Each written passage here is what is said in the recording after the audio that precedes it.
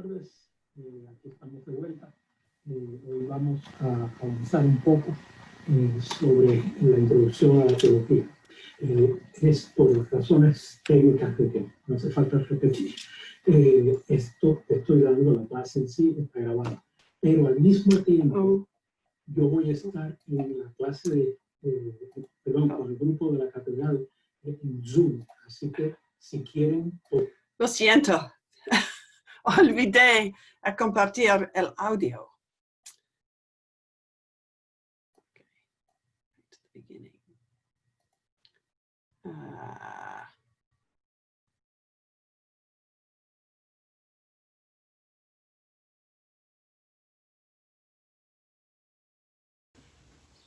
Buenas tardes, aquí estamos de vuelta. Hoy vamos a avanzar un poco sobre la introducción a la teología.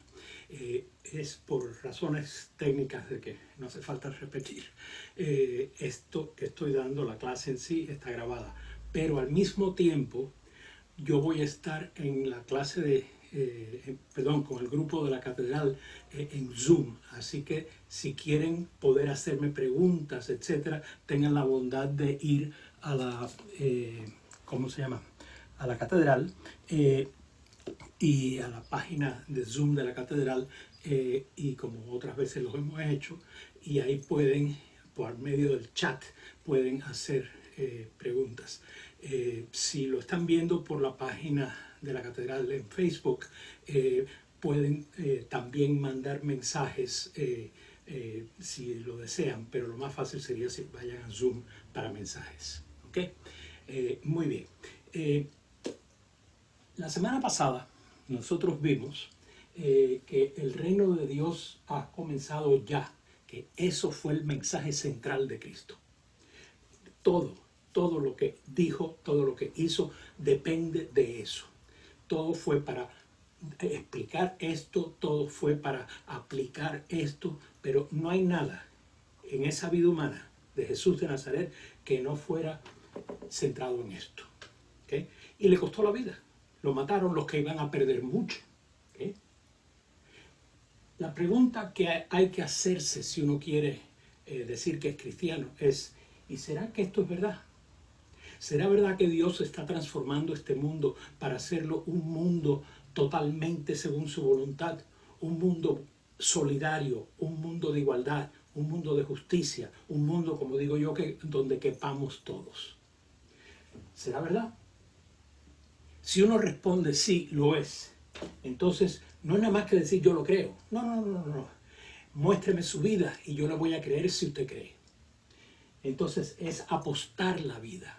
Apostar la vida, porque si no apuesta uno la vida, entonces está diciendo que el mensaje central de Jesucristo a usted no le significa nada.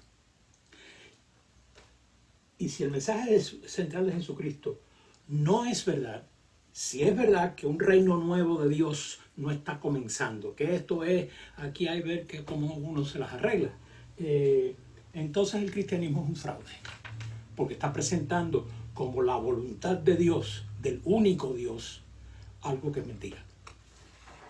Entonces, ya vimos eso.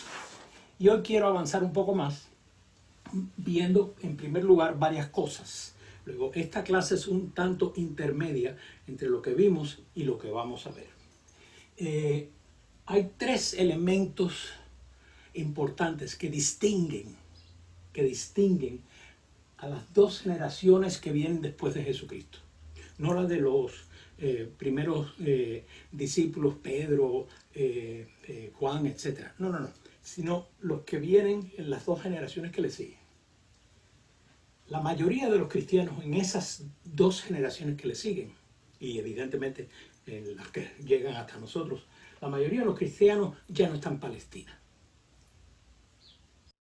Ya no son campesinos judíos. Y si ustedes recuerdan la última clase, es fundamental recordar y jamás olvidar que Jesús fue un campesino sin tierra, hablándole a otros campesinos en un lugar del norte de Palestina que se llama Galilea. Había judíos sumamente preparados, hoy diríamos profesores y escritores, etc. Pero esos no estaban en Nazaret. Esos no estaban en el mundo judío de los campesinos. Estaban en el mundo judío de Jerusalén o en los grandes centros urbanos del resto del imperio, etc. Pero no estaban entre campesinos en Galilea. Y eso es importante porque cuando pasa la primera generación empieza a ser un hecho que la mayoría de la gente que ahora es cristiana, que quieren ser cristianos, que creen lo que dijo Jesucristo, etc., esa gente ya no son campesinos, ya no están en Palestina. La mayoría de ellos, como veremos en un momento, comienzan a ser pobres en ciudades.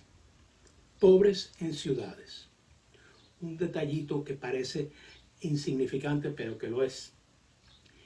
Un poco después, cuando el cristianismo comienza a hacerse mucho más mayoritario en el imperio, empiezan a usar la palabra en latín paganus, pagano.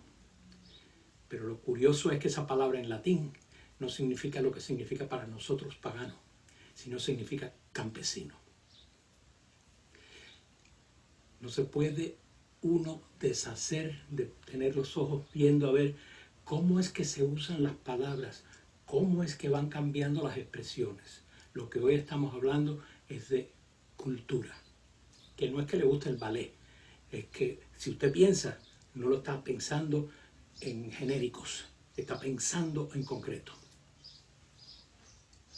La mayoría de los cristianos, cuando llegamos a estas generaciones, ya no están en Palestina ni son campesinos. Comienzan las persecuciones por parte del Imperio Romano. Esa es la segunda cosa importante que distingue esto. Comienzan las persecuciones. Pero fíjense, a pesar de que lo que nos enseñaron nosotros cuando niños, etc., las persecuciones contra el cristianismo durante el Imperio Romano no eran, con excepción de una, la de Diocleciano, no eran las grandes persecuciones de todo el imperio, no, eran siempre regionales o localizadas en un lugar concreto. No era una cosa así a nivel internacional. Eso en primer lugar. En segundo lugar, sí fueron muchos los cristianos que mataron, pero no piensen en cientos de miles, no, porque no había tanto cristiano. Entonces, uno tiene que darse cuenta, y con los pies en la historia, de que sí, comienzan las persecuciones, pero a la misma vez no exagerar. Comienzan entonces ellos, los primeros cristianos de estas generaciones y las que le siguen, que son los que empiezan a sentir las persecuciones, comienzan de repente a hablar de almas que se van al cielo, que el cristianismo tiene que ver con almas que se van al cielo. ¿Qué pasó con el mensaje central de Jesucristo? ¿Qué pasó con cambiar este mundo, construirlo, apostar la vida, construyendo un mundo nuevo? ¿Qué pasó? Ahora hay que rezar mucho y todo lo demás para irse al cielo. No, ellos no pensaban que lo que ellos estaban haciendo era eso. Lo que pasó con el mensaje central de Jesucristo no pasó nada, lo siguieron repitiendo, lo siguieron construyendo, que más que repetir es construir, lo siguieron viviendo, siguieron siendo solidarios con los más vulnerables de su mundo. Ahora solidarios especialmente entre los pobres de las ciudades. Entonces, si no pasó nada, aquí está el mensaje de dónde viene y por qué viene eso de almas. Fíjense, era muy común que los romanos y otras poblaciones dentro del Imperio Romano pensaran que los cristianos eran ateos, porque los cristianos no creían en todos los dioses en que ellos creían.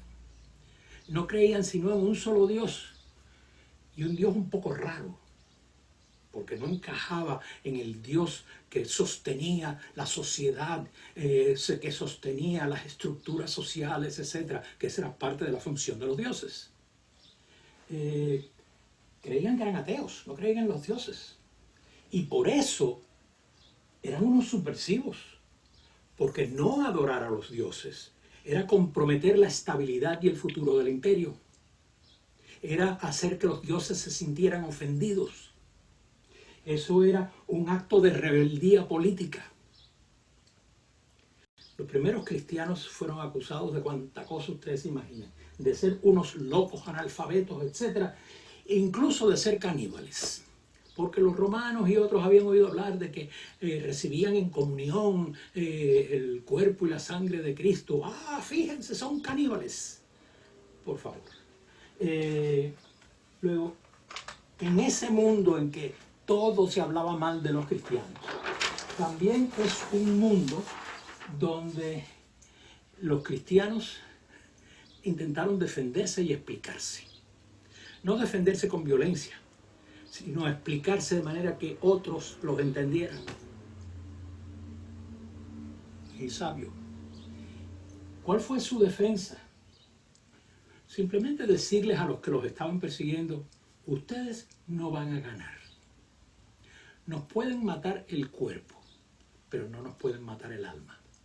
Y el alma es lo que nos hace vivir. El alma es lo que nos hace razonar. El alma es lo que nos permite entender. El alma es lo que nos acerca a Dios. Matan los cuerpos, pero no el alma. Y ahora yo les explico por qué eso tenía sentido en ese momento. Lo que pasa es que aquí hay que acordarse que Jesús de Nazaret nunca predicó sobre almas que se iban al cielo. Entre los campesinos judíos, si él hubiera dicho, no, porque nuestras almas se van al cielo,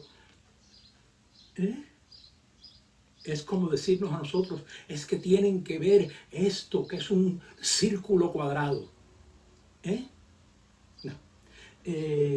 Jesús nunca predicó sobre almas. En su mundo campesino no lo hubieran entendido. Entre judíos campesinos, sin embargo, sí existía la creencia de que cuando uno se moría, el cuerpo se le muere, usted va al lugar de los muertos, al lugar de los muertos. Y ahí, muertecito, usted va a esperar a que llegue la plenitud del reino y entonces venga la resurrección de los muertos. No la resurrección de almas. No es que ahora vayan a buscar en un cementerio el cuerpo incinerado suyo para ver si esta es el alma. Deme su número de código a ver si le encuentro el cuerpo. No, por favor. Usted nunca perdió su cuerpo. Pero usted está muerto. Y usted va a estar esperando ahí, donde no hay más que muertos. Y usted no tiene conversación ni nada. No. Usted está ahí, embelesado solo, en la oscuridad. Y ellos creían que estaban bajo tierra. Obvio, los habían enterrado. Pero esto de creer que cuando llegue el reino en su plenitud va a haber la resurrección de los muertos, eso es algo tan judío que, y como esto era tan, fíjese que hasta en el credo de Nicea, en el año 300 y tantos, aparece de creemos en la resurrección de los muertos. Que es lo mismo que decir, creemos que va a llegar la plenitud del reino de Dios. Eso es esa frase significa. Pero cuando a ellos los persiguen, están fuera de Palestina, ahora son pobres de las ciudades, ahora son analfabetos, eso quiere decir que no pueden leer y escribir la inmensa mayoría de ellos, y ahora están en culturas diferentes y vienen de culturas diferentes, con idiomas diferentes, con modos de pensar diferentes. Y no es que sean cosas malas, simplemente que son diferentes. En el nuevo contexto cultural, donde ellos, los cristianos de origen gentil, que se les dicen en el Nuevo Testamento, ellos tienen que ver cómo explican, además de ver cómo ellos entienden el cristianismo por medio de esas culturas. Y por culturas estoy hablando lo que nosotros suponemos ser evidente. Lo que nosotros suponemos que cualquiera entiende esto. Lo que nosotros podemos comunicar y podemos entender a través de los idiomas que hablamos. Además de lo que escribimos, etc. Ellos, la mayoría, eran analfabetos, así que no escribían, aunque sí había algunas personas educadas entre los cristianos, pero la inmensa mayoría era gente bien pobre, bien de los desechables de las ciudades. Pero ellos, a pesar de que tienen que buscar cómo explicar el cristianismo y cómo entenderlo ellos siguen siendo solidarios. Se dice de ellos, miren cómo se aman. Ellos siguen solidarios. Ellos siguen sirviendo a los demás. Ellos siguen compartiendo lo que tienen. Pero tienen que entender y tienen que explicar. Lo cual me lleva a mí a insistir de que toda cultura, sin excepción, toda cultura, es un producto social. Las culturas no caen del cielo. No llueven de las nubes. Las hacemos los seres humanos. Nuestras sociedades humanas van con el tiempo, etcétera, etcétera, haciendo cultura, haciendo todos esos mecanismos que nos hacen funcionar como sociedades, que nos hacen entendernos y explicarnos como humanos en estas sociedades. Pero ninguna de esas cosas es permanente. Si hay algo que que va cambiando, son las culturas. Somos los seres humanos. Yo sí soy el mismo ser humano que nací del vientre de mi madre, pero por favor, a mi edad ya yo no soy un bebito de brazos. Y si creo que lo soy, el que tiene el problema soy yo. Pero la realidad no me permite a mí, con los pies en la tierra, decir, ay, por favor, sí lo soy, pero no lo soy. Y esos cambios constantes, si uno los ve en la vida de uno, imagínense ustedes en los pueblos de la tierra que tienen cuántos años.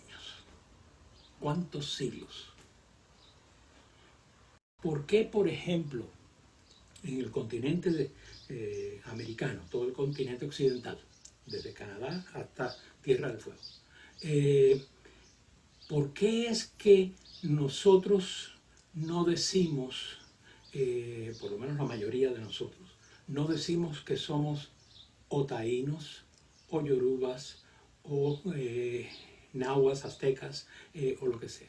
Algunos de nosotros quizás lo seamos, pero si ustedes me están entendiendo, no son exactamente como el origen, como los originales, que esos no hablaban español.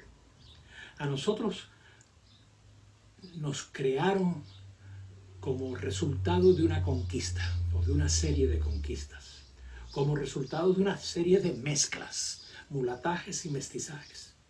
Nos crearon como resultado de rebeldías contra los conquistadores, porque todos acabamos siendo independientes, como se entiende los puertorriqueños, etcétera, etcétera, etcétera. Luego, es cuestión de que uno tiene que darse cuenta de que si nosotros estamos aquí, somos el resultado de lo que fue allá.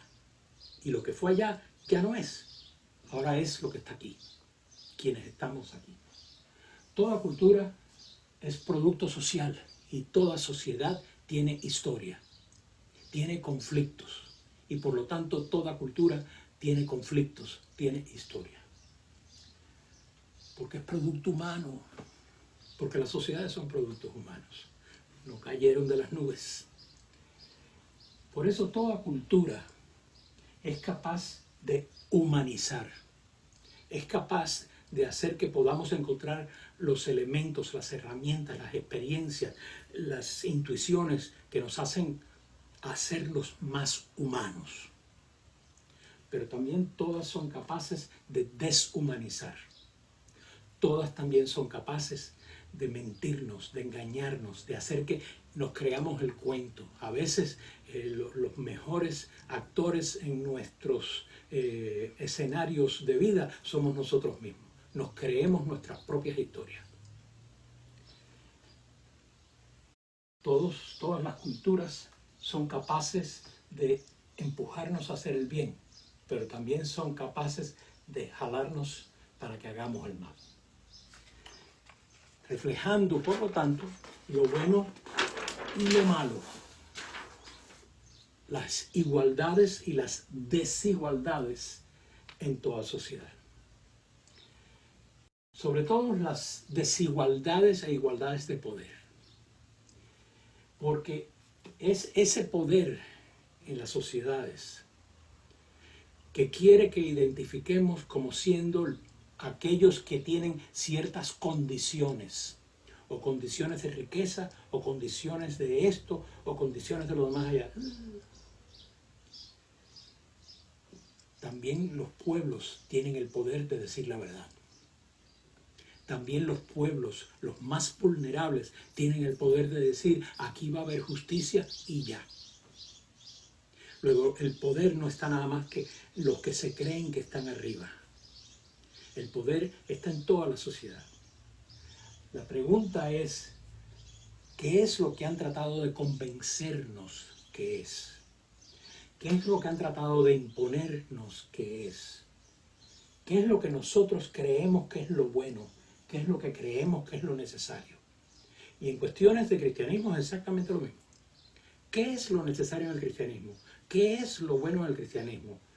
Y ahí respondemos, no. Mire su experiencia, mire su vida, que ahí es donde se ve el libro abierto de su palabra, que usted a fin de cuentas es una palabrita de la palabra de Dios. Mire usted, a ver si de verdad su vida está construyendo reino, etc. Pero a veces nos dicen, no, si usted reza mucho, si usted se da mucho golpe de pecho, si usted se arrepiente, etcétera, etcétera, se va a ir al cielo. Como dice una de las parábolas, el que entra en el reino de Dios no es el que dice mucho, Señor, Señor, sino el que hace la voluntad de Dios. Es importante que cuando uno estudia teología se dé cuenta de los papeles, de los roles, de las posibilidades y de las limitaciones de toda cultura. Todos nosotros tenemos culturas. No será la misma, pero todos tenemos cultura. Y las culturas nos enseñan a entender y nos enseñan a explicar, pero también nos ciegan a veces. A entender y explicar, por ejemplo, las doctrinas. Y la teología tiene mucho que ver con las doctrinas también. Pero las doctrinas no cayeron del cielo tampoco, sino que fueron expresadas, puestas en palabras por gente que ya había hecho el compromiso cristiano. O espera uno que sí. En nuevos contextos culturales y generacionales, uno tiene que preguntarse cómo yo entiendo, cómo yo explico estas doctrinas. Yo tengo que decir lo que dice el Evangelio, yo tengo que decir lo que dice la tradición de la iglesia, tradición con T mayúscula, tradición de la iglesia, etcétera, etcétera, sí. La fe del pueblo, sí. Pero yo tengo que entender que eso es lo que estoy diciendo, no simplemente repitiendo. Yo tengo que entender qué es lo que estoy diciendo y no simplemente, vamos a ver si... No, yo tengo que sentarme a pensar, a compartir, etcétera, etcétera, para yo explicarme primero a mí qué es lo que yo estoy diciendo y asegurarme que eso encaja con aquellos 4 pilares que vimos en la primera clase la primera clase sobre los 4 pilares sobre los que se construye la teología en cualquiera de las iglesias de lo que yo llamo el catolicismo occidental. Entonces, es necesario que uno entienda, pero la única herramienta que tenemos para entender es la cultura. Y es necesario que uno entienda para no caer en la idolatría de que porque así se hizo en el pasado, así hay que hacerlo en el futuro. Por favor, eso es negar a Cristo. Por favor, eso es negar a los mártires. Por favor, eso es negar a los que llamamos santos. Por favor.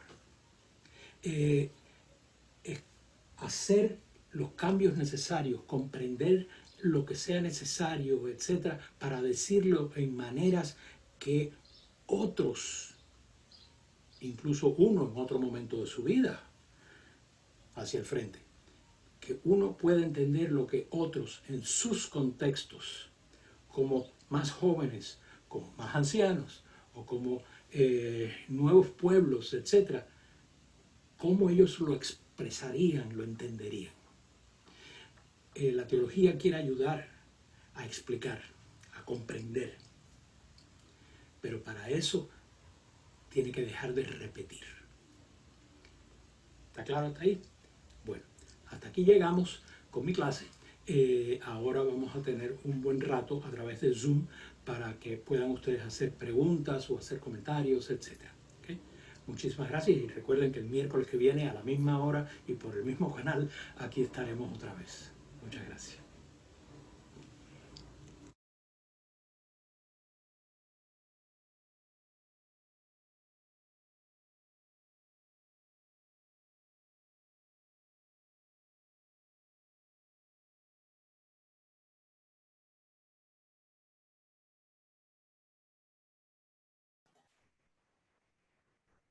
Bueno, Dr. Rolando está muted.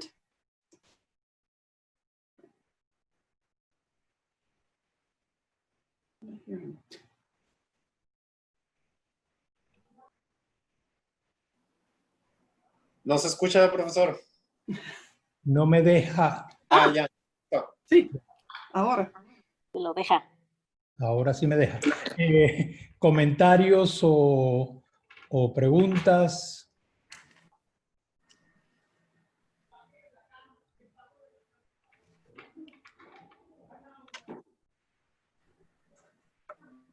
Nada, nada. Sí, tengo una pregunta. ¿Me escucha? Sí, perfectamente. Ok. Cuando usted habla de ellos, los cristianos, los gentiles, y dice que eran analfabetas, entonces, o sea, que no leían ni escribían, entonces estoy pensando, ¿cómo fue que se obtuvieron estos récords en la historia sobre ellos? ¿O quién fue que lo escribió si no ellos eran los que lo estaban haciendo? Fíjate, entre los cristianos siempre hubo gente que podía escribir, ¿ok?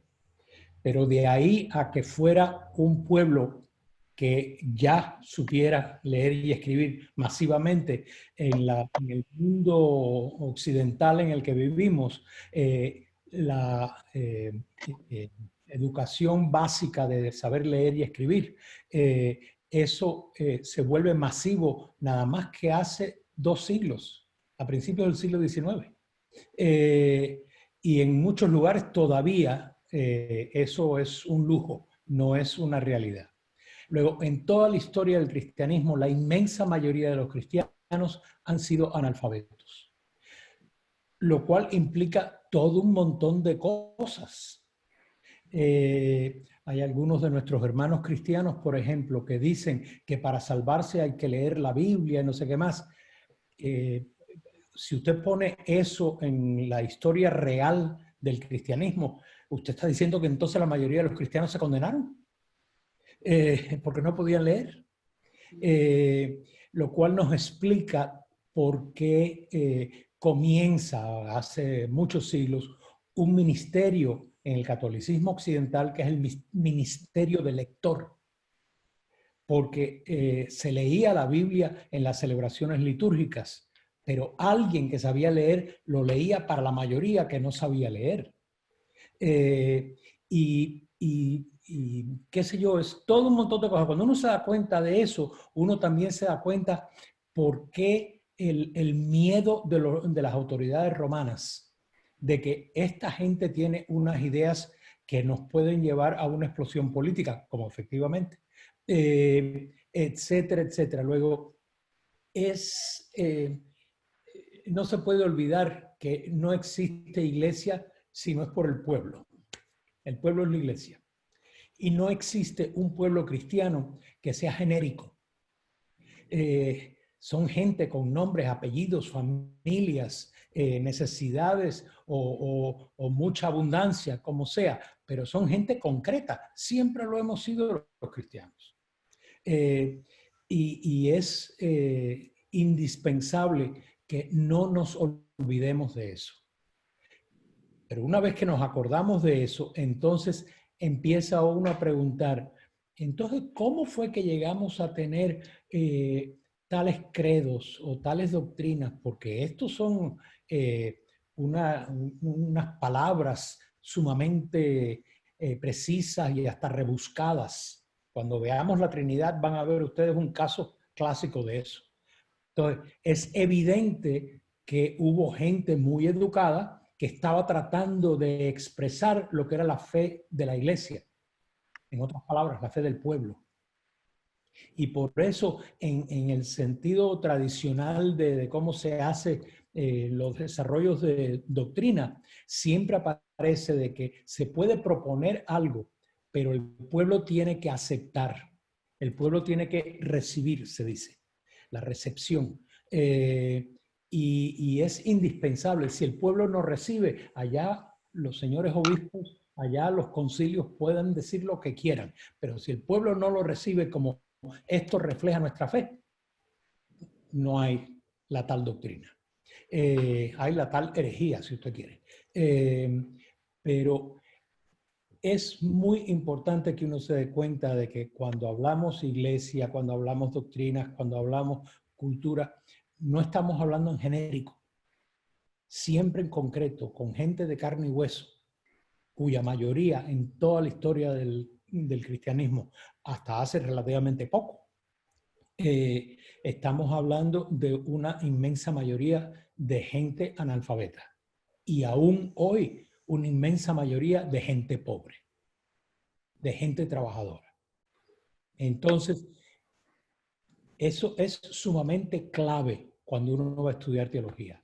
No solamente por la parte ética, por la parte moral de que hay que defender la justicia, etc., sino hay que con mucha claridad darse cuenta que la fe de la iglesia es la fe del pueblo. No hay otra iglesia que no sea el pueblo de Dios. Y por lo tanto, tenemos que darnos cuenta que es la fe de los pobres, es la fe que ha sido analfabeta. Y eso es indispensable. Esa intuición es indispensable para entender lo que es teología. A no ser que uno quiera caer en la idolatría de las frases y de que porque mi abuela me dijo, bueno, pues, su abuela no es el Espíritu Santo, podría, pero que yo sepa todavía.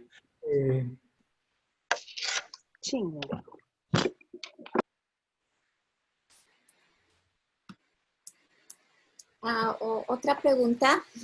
Usted acaba de decir que leían la Biblia. Entonces, ¿de qué tiempo estamos hablando? Desde el tiempo de Jesucristo leían la Biblia. Lo único que tanto en sinagogas primero y después en las comunidades cristianas había alguien que sabía leer, que estaba alfabetizado. Esa persona era quien le pedían que leyera la Biblia. Y hasta el día de hoy en nuestras iglesias todavía hay alguien que lee la Biblia para los demás. ¿Va a haber alguna clase en la cual entremos más en detalles sobre lo de la Biblia? ¿Podría? Mándeme usted un mensajito. ¿Qué es lo que está detrás de la pregunta? Porque es un curso de introducción a la teología, pero no un curso de introducción a la Biblia. No se puede hacer teología sin Biblia, pero estudiar la Biblia es ya de por sí todo una vida como estudiar teología. Entonces, dígame usted qué es lo que está detrás de la pregunta y yo con mucho gusto se la respondo. Más que todo me refería a los orígenes porque no entendía cuándo era que la Biblia en sí se llamaba Biblia y que se leía ya en la época de Cristo con Cristo. No que era algo... Pero la Biblia tiene dos partes, la Biblia hebrea y el Nuevo Testamento. La Biblia hebrea toma desde alrededor del año 500 por ahí,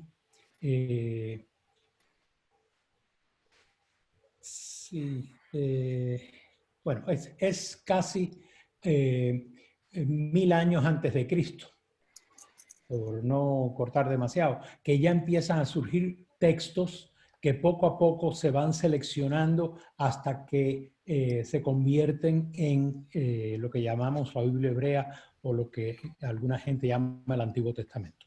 Entonces, es una colección de libros que tienen una diferencia enorme en tiempo de cuando se escribieron. Algunos son libros históricos, otros son libros didácticos, otros son las letras de canciones, los salmos.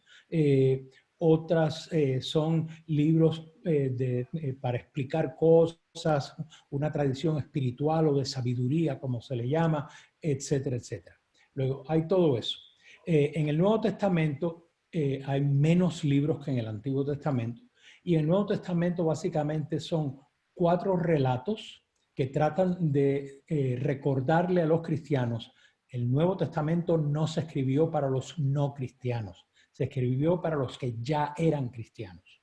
Entonces, tratan de recordarle esos 4 relatos, los 4 evangelios, tratan de recordarles a los cristianos dimensiones o profundidades o detalles de Cristo, de su mensaje, etcétera, y no es que se contradigan, se complementan entre sí. Lo que es más, Marcos es el más antiguo y Lucas y Mateo vienen después, agarran a Marcos y lo copian literalmente y le van añadiendo cosas. Entonces, esos 3 les llaman los sinópticos porque de una mirada usted puede ver que están dándole a usted la misma historia con algunos detallitos diferentes en Lucas y otros detallitos diferentes, bueno, detallotes algunos diferentes en Mateo. Y entonces, el último en escribirse es el de Juan, en donde ya es una reflexión que, aunque sigue la línea general de Marcos también, ya es una reflexión más teológica, más, qué sé yo, más sofisticada, que los otros es dar los detalles sin demasiada explicación. Son, si usted se fija, es menos narración y más narración en el sentido de contarle una historia y más darle parábolas, milagros, es mucho de eso. Mientras que Juan le da a usted unos sermones de Jesucristo, que sabe Dios si Jesucristo los dijo de esa manera, sermones de Jesucristo y más elaboraciones y todo lo demás, lo cual dice que también eso indica que fue el último en escribirse, por el tipo de cómo lo escribe. Una nota a esto que acabo de decir. Entre los cristianos originales había un montón de otros textos que les llamaban evangelios también, pero los 4 que tenemos en el Nuevo Testamento son los únicos 4 que el pueblo de Dios recibió, es la palabra recepción, recibió como estos son los que reflejan nuestra fe. ¿Okay? Y es porque refleja nuestra fe, tiene que estar inspirado por Dios. ¿Okay? Luego, los evangelios no se escribieron solos. La Biblia no se escribió sola. La escribieron cristianos con intenciones de educar, de enseñar, de ayudar a sus hermanos cristianos. Luego, es el pueblo el que dice, esto refleja nuestra fe, esto está inspirado por Dios. La Biblia no sale con una boca diciendo, yo estoy inspirada por Dios, yo estoy inspirada por Dios. Y eso es muy importante. Eso es muy importante porque no se puede, por lo tanto, en consecuencia de eso, tomar los textos bíblicos y tratar de interpretarlos como si eso se hubiera caído del cielo, ¿no? No, los cristianos no somos como los musulmanes en ese sentido, que creemos que vino un ángel que dictó todo. No. Son seres humanos que escribieron. Y algunas veces se equivocaron. ¿Okay? En el Nuevo Testamento, además de los 4 evangelios, tenemos un par de libros que no encajan entre cartas, que son las epístolas, y evangelios, que son los Hechos de los Apóstoles, que si usted toma el Evangelio de San Lucas, y lo sigue después de la resurrección de Cristo, eso es lo que es el libro de los Hechos de los Apóstoles. Y es casi seguro que el autor de los Hechos de los Apóstoles es exactamente el mismo autor del Evangelio de Lucas. Y que este es el segundo volumen, segundo tomo de toda una obra. Y las cartas de San Pablo, pues algunas son realmente escritas por él, otras fueron escritas después de él, diciendo que él las había escrito. Y a nosotros nos parece, pero qué barbaridad, como robarle el nombre a Pablo y ponerlo en una carta que él no escribió. Porque para el mundo antiguo, el autor de una obra era la persona que había dado las ideas, cuyo pensamiento está reflejado en esa obra, no quien lo escribió con su puño y letra. Y por lo tanto, alguien que haya sido discípulo de Pablo puede haber dicho, mira, aquí hay una situación, déjame yo explicar lo que yo sé que Pablo diría. Entonces, tiene la honestidad de decir, estos no son mis ideas. Yo lo escribí, pero esto es Pablo el que está, las ideas de Pablo que están siendo presentadas. Y entonces, por último, el libro que no, el segundo libro que no encaja entre evangelios y epístolas es el libro de la Revelación, en que son un libro de revelaciones sobre el final de los tiempos, etcétera, etcétera, escrito por alguien que dice ser Juan. Mientras estaba él en una isla allá en el mar Mediterráneo. Sí, pero es el libro más difícil de entender, si usted quiere, a no ser que usted se ponga a estudiar la cultura y se ponga a estudiar todo eso. Y fue el libro más difícil para los cristianos del principio, de los inicios de la iglesia, fue de los más difíciles de aceptar como revelado por Dios, porque era algo que les sonaba muy raro. Fue el último libro a ser incluido en el Nuevo Testamento.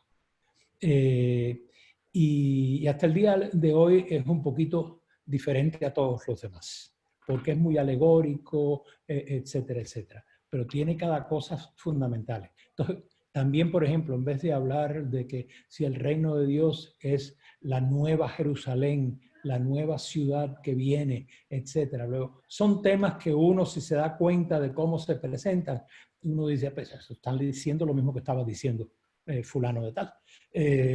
Entonces, el Nuevo Testamento se escribe entre alrededor del año 40, por ahí, 45, y se escribe desde ahí, que fue una de las cartas de San Pablo, hasta alrededor del año 100 y algo muy tempranito, 100 y poco, que es cuando ya se terminan los últimos libros que quedaban. Y son cartas de Pablo, las cartas son de Pablo, son de pseudo Pablo, que son las que no escribió él, pero que son sus ideas. Las cartas de Pedro, que tampoco las escribió Pedro, pero son sus ideas, y las cartas de Juan, que tampoco las escribió Juan probablemente, pero son sus ideas. Son las ideas del autor del Evangelio de San Juan, es lo que quiero decir. Entonces, estamos hablando de que con toda tranquilidad en un periodo de 1000 años se escribe toda la Biblia. Y la numeración de que este capítulo y estos versículos, eso de capítulos y versículos, eso comienza ya en la Edad Media. Antes de la Edad Media se leía por temas, no se leía por versículos y capítulos. Entonces, pues, y si tienes otras preguntas sobre esto, me las mandas porque que la otra gente pueda también hacer preguntas. Gracias, gracias, muy amable por su respuesta tan expansiva, gracias. Profesor, ¿Cómo se cambió la fe cristiana de una religión de este mundo y esta vida a una religión del cielo y del alma? Porque cuando empiezan, como dije yo, cuando empiezan las persecuciones, que es bien pronto, ya para el año 60 hay persecuciones.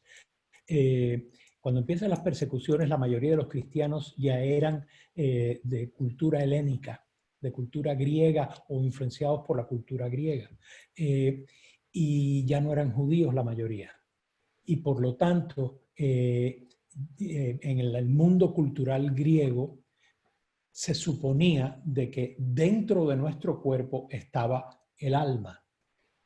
Y dentro de nuestro cuerpo, esa alma era la que nos hacía vivir. Nuestro cuerpo sin alma estaría muerto. Luego, lo que nos hacía vivir es el alma. Lo que nos hace pensar y razonar, lo que nos hace, como decía Aristóteles, animales racionales, es el alma, etc. Y el alma es inmortal, lo cual quiere decir que es creada, pero nunca muere. Entonces, para ellos, eso que era parte de su cultura, antes de que llegara el cristianismo, eso era parte de su cultura. Para ellos, por lo tanto, decir, qué sé yo, que nos están persiguiendo, bueno, pues nos pueden matar el cuerpo, pero no nos van a matar el alma, que es lo que me hace a mí ser yo. Mi cuerpo es... Pero eso es muy diferente al mundo judío, donde sí, yo no soy solamente una cosa material, pero yo no soy un alma que pueda existir sin cuerpo. Si mi cuerpo se muere, yo me morí, punto. No es que mi alma sigue viviendo, no, para nada. Empiezan ellos a lo que era parte de su cultura, que todos creían que teníamos almas y que nos hacían ser lo que somos y todo eso. Empiezan ellos a defenderse diciéndole a los perseguidores, ustedes nos pueden matar el cuerpo, pero a nosotros no nos están matando. Entonces, de ahí viene todo eso. Y el problema es que cuando uno pone a funcionar la rapidez de la historia hacia unos siglos adelante, cuando la iglesia se convierte, el cristianismo se convierte en legitimador del imperio, que había sido pagano pero que se había convertido, no hay imperio que funcione basado en la justicia, en la libertad y en la igualdad. Eso es un cuento. No existe, ni ha existido, ni va a existir. Entonces, el problema es que cuando empiezan ellos a ser la base religiosa del imperio, entonces hablar de que viene un nuevo reino y todo lo demás es contradecir al emperador. Es decir, al emperador, no te las creas. Y eso lo que hace es que entonces vienen a concluir de que aquí toda la cosa es ser bueno para ir al cielo. Y eso cuando llegamos ya a la caída del Imperio Romano en Occidente, por ejemplo, llegamos a ir un poco después y ya todo es, ¿para qué es el cristianismo? Para salvación de las almas. Y anunciar el evangelio para la salvación de las almas. No, para cambiar este mundo. Pero eso requiere unos riesgos y unos compromisos que quienes se benefician de los imperios no lo quieren, aunque usen mitra. Es todavía así. ¿Sí? Desgraciadamente. Permiso, mejor tarde que nunca. Adelante. Dime, José. Perdón, solo una pregunta. Dentro de los 4 pilares para acercarse al estudio de la teología, usted ha mencionado uno de ellos, la tradición. Yo creo que nos hemos visto como en esta problemática de que cómo se debe uno acercar a la tradición hoy en día. Vemos como el peligro del fundamentalismo, de tomar la tradición como si fuera algo así, palabra de Dios casi casi, o interpretarla de manera adecuada para ver aquello que puede o no irse modificando o cambiando. ¿Cómo uno se debe acercar a la tradición en el estudio de la teología? Mira, buena pregunta. Es importante primero que uno recuerde que tradición no es costumbre. Porque algo se repita mucho, eso no es parte de la tradición. ¿Okay? Porque algo se repita mucho no es parte de la tradición. Por eso lo estoy repitiendo, para que se acuerden de que alguien lo repita mucho, algo, eso no es parte de la tradición. La tradición con T mayúscula no es repetición ni es costumbre. La tradición con T mayúscula es la fe viviente de la Iglesia a lo largo de la historia. Entonces, a tu respuesta o a tu pregunta respondiéndola, ¿cómo acercarse a la tradición? Dándose cuenta que la tradición es el testimonio vivo de la fe viva de la Iglesia. Pero en la historia. ¿Está claro? Luego, llegó hasta hoy. Luego, no es que el hoy no sea importante, porque es hoy donde tenemos que ser cristianos. Claro. Pero nosotros no inventamos el cristianismo. Nosotros heredamos el cristianismo. Y lo estamos entendiendo y explicando y pasándoselo a otra generación. Y precisamente el verbo tradicionar, si es que eso existiera, yo creo que debe existir. Tradicionar en el sentido teológico es que yo recibo, yo vivo y yo paso a la siguiente, lo entrego a la siguiente. En latín es el verbo tradere, ¿okay? De transmitir. Lo que pasa que es transmitir lo que yo estoy viviendo porque lo he recibido. Luego es más complejo que un mero, yo te entrego un bolígrafo y ya. No. Además, como es en la historia, la tradición habla de la tradición, de la fe del cristianismo, de los cristianos en la historia. Acercarse quiere decir de que yo tengo que hacer el trabajo pesado, el trabajo que a veces uno dice, ¿cómo se hace esto?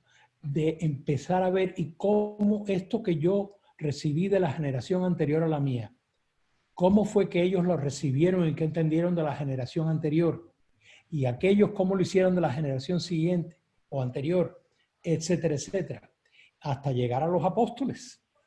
Y nos vamos a dar cuenta de que sí hay cosas que han sido constantes, pero sí hay cosas que han sido unas aberraciones. La esclavitud se decía de que, bueno, la Biblia lo permite, y sí, si tú sacas unos textos fuera de contexto, claro que suena como que, pero por favor, ¿cómo va a ser voluntad de Dios? ¿Cómo va a ser necesario para la fe cristiana que uno esclavice a otro ser humano? Pero eso se dijo, eso se dijo. El abuso a las mujeres estuvo así justificado tantísimo porque el hombre es el jefe de la familia. No, es la mitad de la pareja que funda una familia. Y la otra mitad tiene 50% de los votos también. Entonces, es muy, muy importante que uno se dé cuenta de que en esta larga historia va a haber muchas cosas que todos vamos a decir, ah, sí, ¿verdad? Pero va a haber otras cosas que uno diga, Dios mío, ¿cómo pudo gente creer esta idiotez o esta barbaridad? ¿Okay? Luego, porque sea algo transmitido no es suficiente, sino si llega hasta los apóstoles y se puede mostrar, caramba, esto está en continuidad. ¿Okay? Eso hace que haya que estudiar historia de la iglesia, historia de las doctrinas, etcétera, etcétera. Muchas gracias. Falta 5 minutos en la clase y hay una pregunta en Facebook Live Okay. que he escrito en chat. Alguien pregunta, muchos de los protestantes afirman que los muertos solo duermen, no van a la presencia de Dios, sino hasta la nueva venida de Jesucristo. ¿Es así? Depende de qué iglesia protestante estamos hablando, porque no es una iglesia luterana, no es una iglesia metodista, etc. En el mundo judío era común pensar que los muertos están muertos y que van a resucitar cuando venga la plenitud del reino de Dios, que a veces los cristianos hablamos de que eso es equivalente con la segunda venida de Jesucristo. Okay. De ahí a decir de que están dormidos, nada más, ahí, bueno, esa es la versión de los judíos. La común en las iglesias que son partes del catolicismo occidental, que incluye algunas iglesias protestantes, los luteranos, por ejemplo, es de que tú te mueres y tú mismo has decidido a dónde va a ir tu alma, a dónde va tu vida. Si vas a estar bien quemadito o si vas a estar bien contentito. Tú decidiste.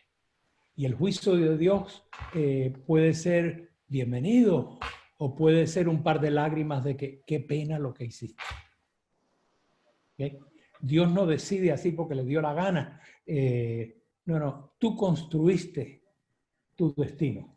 Y lo que Dios está haciendo es diciendo, pues, me duele tanto que te perdiste.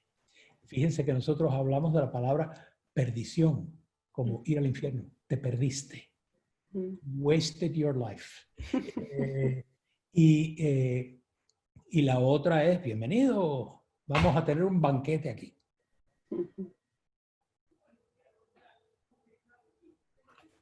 Y es 28 minutos Sí. después de las 6 y es el tiempo para... Salvador, ¿Cumplir? ¿tú tenías una pregunta? No, solamente, perdonad que se me juntaron muchas cosas hoy en el día, bastante lo tuve ocupado de trabajo y demás, y tanto fue así que me confundí y en mi mente yo tenía pensado que la clase era o a las 6 o a las 6:30, y voy a revisar, cuando vengo a revisar, dice no, 5:30, y eran las 6:15, y dije, bueno, no me voy a conectar, pero después pensé, bueno, por lo menos dejarles saber en persona, y rápido. Los últimos van a ser los primeros, así que... Bueno, gracias por recordarme esto. También acuérdate que está grabada, la puedes ver si te la parte que te perdiste También, la puedes recuperar. Sí, verdad. Okay. Es una opción, ¿verdad? Pues mil gracias a todos. Nos vemos la semana que viene. El Wi-Fi de la casa nuestra están cambiándolo. Vamos a conseguir otra compañía diferente. Porque ya es una barbaridad. Entonces, lo que vamos a hacer es que si lo consiguen hacer, porque yo no sé cómo lo van a hacer, ni cuánto tiempo necesitan para hacer la transferencia, pero si lo consiguen hacer, ya el miércoles que viene no va a haber ninguna dificultad. Pero si no lo consiguen hacer, volvemos a hacer lo que hemos hecho las 2 últimas semanas, que yo grabo y entonces... conversamos en vivo al final. Muy bien. Mil Muchas gracias. gracias.